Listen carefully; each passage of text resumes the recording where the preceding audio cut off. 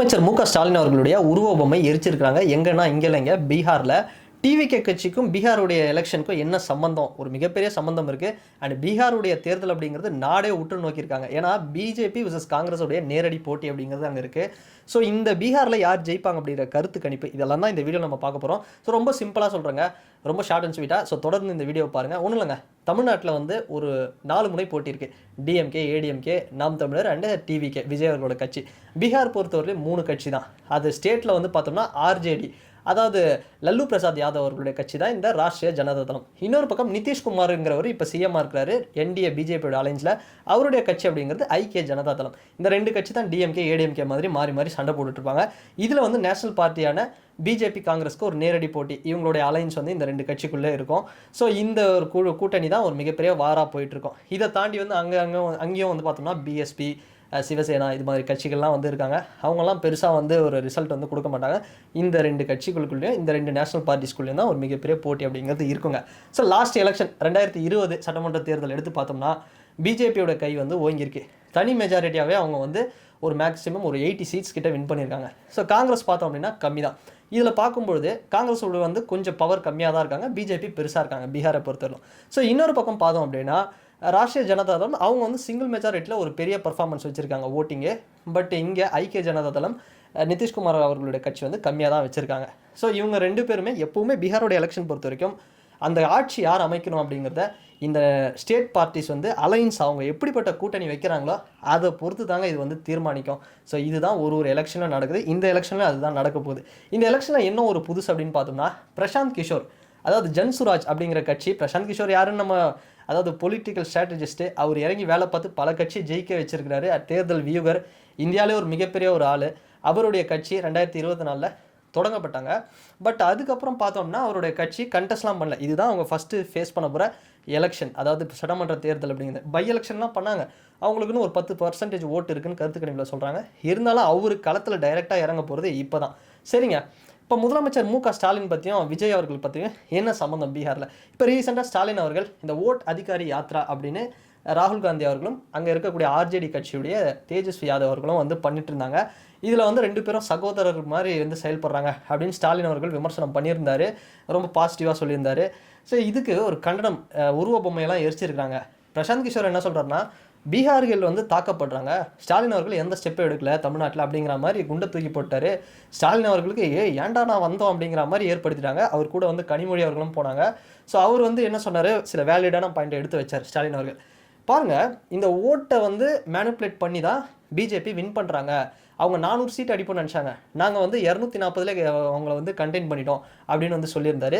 இதை தாண்டி இன்னும் ஒரு சில விஷயம்னா, 65 லட்சம் பேர் பீகாரில் அந்த வாக்காளர் பட்டியலேருந்து நீக்கப்பட்டிருக்காங்க. இந்த மாதிரியெல்லாம் வந்து நடக்குதுங்க.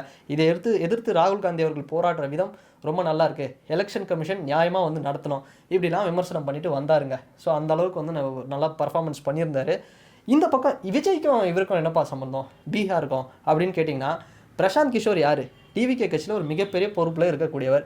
இப்போ இந்த பீகார் எலெக்ஷனுக்காக அவருடைய கட்சிக்காக கொஞ்சம் ஒரு ஓய்வு எடுத்துருக்கிறாரு. பட் இதை முடிச்சுட்டு அவர் வருவார். ஆல்ரெடி பிரசாந்த் கிஷோர் என்ன சொல்லியிருந்தாருன்னா, எங்க விஜய் வந்து சாதாரண ஆளுங்க, அவர் ஒரு பெரிய சூப்பர் ஸ்டார். பீகாரில் அவருடைய படங்கள்லாம் மக்கள் இங்கே பார்ப்பாங்க, அவர் ரொம்ப ஃபெமிலியர். அவர் இங்கே வந்து எனக்காக கேம்பெயின் பண்ணாலும், நான் அங்கே போய் அவருக்காக ஒர்க் பண்ணாலும், எங்கள் 2 பேருக்கும் ஒரு நல்ல ரிலேஷன்ஷிப் வந்து இருக்குது அப்படின்லாம் வந்து சொல்லியிருந்தார். ஸோ அப்படி ஒரு வேளை விஜய் அவர்கள் பீகார் போனார்னா, ஸ்டாலின் அவர்களும் வந்து பீகார் போவார். ஸோ அங்கேயும் நம்ம வந்து சிஎம் ஸ்டாலின் விசஸ் தளபதி விஜய் அவர்கள், இவங்க 2 பேருக்குள்ளான சண்டையை வந்து நம்ம மோதலை வந்து பார்க்கலாம். ஸோ அப்படி இருக்கும். ஸோ லாஸ்ட் எலெக்ஷன் பொறுத்த வரைக்கும் நம்ம பார்த்தோம்னா என்டிஏ அவங்க தான் வந்து கை வாங்கியிருக்கு. நிதிஷ்குமார் சிஎம்மாக இருக்கார். சிஎம்மாக இருந்ததில் நிதிஷ்குமார் அவர்கள் தான் அந்த மாநிலத்திலே அதிக அளவில் வந்து சிஎம்மாக இருந்தவர். இது வரைக்கும் ரெக்கார்டு கிட்டத்தட்ட ஒரு 18 வருஷம் வரைக்கும் இந்த சர்வீஸில் இருந்திருக்காரு. அதுக்கு அடுத்தபடியாக தான் லல்லு பிரசாத் யாதவ் அவர்கள்லாம் வராங்க. ஸோ இப்போ பார்த்தோம்னா தேஜஸ்வி யாதவ், லல்லு பிரசாத் யாதவோட பையன் தான் வந்து சிஎம் கேண்டிடேட்டாக இருக்கார். சரிங்க, இப்போ கருத்து கணிப்பை வந்து நம்ம பார்ப்போம். சரியா, ஜன் லோக்பால் அப்படின்னு வந்து ஒரு கருத்து கணிப்பு, ஒரு நியூஸ் ஏஜென்சி என்ன சொல்கிறாங்க அப்படின்னா, என்டிஏ அதாவது பிஜேபி இவங்களுக்கு தாங்க ஒரு மிகப்பெரிய ஒரு மாஸ் இருக்குது. கிட்டத்தட்ட 111லேருந்து 117 சீட் வரைக்கும் வின் பண்ணுவாங்க பிஜேபி அப்படின்னு ஒரு கருத்து கணிப்பு சொல்கிறாங்க. மொத்தம் பார்த்தோம் அப்படின்னா பீகாரில் 243 தொகுதிகள். இந்த 243 தொகுதிகளில் பெரும்பான்மைக்கு தேவை 122 ப்ளஸ் ஜெயிக்கணும். ஸோ இதில் வந்து பிஜேபி பார்த்தோம்னா சிங்கிள் மெஜாரிட்டியாக அடித்து தூக்குறாங்க. ஸோ இந்த பக்கம் பார்த்தோம் அப்படின்னா காங்கிரஸ்க்கு ரொம்ப ஒரு கம்மியாக தான் வந்து சொல்கிறாங்க 88. அதாவது காங்கிரஸ்னால் ஒட்டுமொத்த இந்த மகா கண்பந்த், அதாவது கிராண்ட் அலைன்ஸ் என்று சொல்லக்கூடிய ஆர்ஜேடி, காங்கிரஸ், இவங்கெல்லாம் பார்த்தோம் அப்படின்னா கம்யூனிஸ்ட்டு, இந்த கட்சிகள்லாம் சேர்த்து 88லேருந்து 93 வரைக்கும் வந்து வின் பண்ணுவாங்கப்பா அப்படின்னு சொல்கிறாங்க. இதுக்கு அடுத்தபடியாக JSP, Jan Suraaj party, Prashanth கிஷோரோட party 27லேருந்து 32 வரைக்கும். லாஸ்ட் எலெக்ஷனில் ஜன்சுராஜ் பார்ட்டி இல்லை, பட் இந்த எலெக்ஷனில் யார் வந்து ஒரு கேம் சேஞ்சராக வந்து ஒரு விஷயம் பண்ண போகிறாங்க அப்படின்னா பிரசாந்த் கிஷோர் தான். அவருக்கு பார்த்தோன்னா 27லேருந்து 32 சீட் வின் பண்ணுவார். இன்னும் சில கட்சிகள்லாம் கூட்டணி வச்சார்னா 40-50 சீட் வரைக்கும் கூட வின் பண்ணுவார். நம்ம வேணால் ஒரு இன்ட்ரெஸ்டிங்கான ஒரு விஷயம் பார்க்க போகிறோம். என்னென்னா இங்கே மொத்தமாக இந்த இப்போ எலெக்ஷன் டேட்லேருந்து எலெக்ஷன் ரிசல்ட் வர வரைக்குமே இழுபறி அப்படிங்கிறது இருக்க போகுது. ஸோ கூட்டணி கட்சிகளுக்கு பெரும்பான்மை கிடைக்காத பட்சத்தில் பிரசாந்த் கிஷோர் தான் வந்து யார் ஜெயிக்க வைக்கணும் அப்படிங்கிறத ஒரு பண்ணுவார். அந்த வகையில் பார்க்கும்போது பவன் கல்யாணுக்கு எப்படி டெப்டி சிஎம் கொடுத்தாங்களோ அந்த மாதிரி இவர் டெப்டி சிஎம் கிடைக்கிறதுக்கு வாய்ப்பு இருக்குது.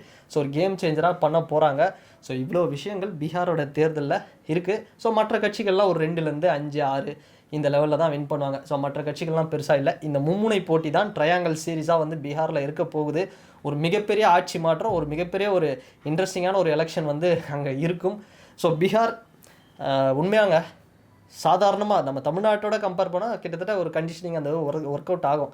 அங்கேயும் இடதுசாரிகள் வலதுசாரிகள் ஒரு பயங்கரமாக வந்து எலெக்ஷன் போயிட்டுருக்கோம். உண்மையாகவே ஒரு பெரிய ஒரு ஸ்டேட்டுங்க. வரலாறு, புத்தர் பிறந்த இடம். அப்புறம் ஃப்ரீடம் ஃபைட்டரான லோக் நாயக் என்று சொல்லக்கூடிய ஜேபி நாராயணன், அவர் வந்து அந்த மார்க்சிய சித்தாந்தத்தையும் சோசியலிசத்தையும் அங்கேருந்து தான் வந்து கொண்டு வந்த அப்படிப்பட்ட ஒரு இடம் அது. ஸோ இப்படி ஒரு மிகப்பெரிய ஒரு நீண்ட வரலாறு இருக்குது. ஐஏஎஸ் ஐபிஎஸ் ஆஃபீஸர்ஸ்லாம் வந்து அதிக அளவில் ஒரு கொண்டு வரக்கூட ஒரு மாநிலம். ஒரு பக்கம் வறுமை, ஒரு பக்கம் எல்லாம் இருந்தாலும் எல்லாமே வந்து ஒரு சரிசமமாக இயங்கக்கூடிய இடம் தான் இந்த பீகார் அப்படிங்கிறது. ஸோ நம்ம வெயிட் பண்ணி தாங்க பார்க்கணும். மோடி அலையா, ராகுல் அலையா, காங்கிரஸுடைய கூட்டணியா, இல்லை பிஜேபியோட கூட்டணியா, இல்லை பிரசாந்த் கிஷோர் என்ன பண்ண போகிறாரு, இதெல்லாம் நம்ம வெயிட் பண்ணி பார்த்தா தான் தெரியும். ரொம்ப இன்ட்ரெஸ்டிங்காக இருக்க போகுதுங்க. வெயிட் பண்ணி நம்ம பார்க்கலாம். ஸோ அடுத்தடுத்து டைம்ஸ் நவ், என்டிடிவி இது மாதிரியான பெரிய பெரிய நியூஸ் ஏஜென்சியோட கருத்து கணிப்புகளும் வர வாரங்களில் நான் வந்து வீடியோவாக பீகாரில் என்ன சொல்கிறாங்க அப்படிங்கிறத நான் வந்து ஒரு பைட்ஸ் மாதிரி கூட நான் போடுறேன். ஸோ இந்த வீடியோ பற்றினா உங்களுடைய கருத்து கணிப்புகள் என்ன? யார் வின் பண்ணால் நல்லாயிருக்கும்? ஸோ பிஜேபியா, இல்லை காங்கிரஸா, இல்லை பிரசாந்த் கிஷோர் மாதிரி ஒருத்தர் வரணுமா அப்படிங்கிற உங்களுடைய கருத்துக்களை மறக்காமல் இந்த கமெண்ட் செக்ஷனில் பதிவிடுங்க. அண்ட் வேறு ஒரு வீடியோவில் வேறு ஒரு கான்டென்ட்டில் நான் உங்களை பார்க்குறேன். பாய்.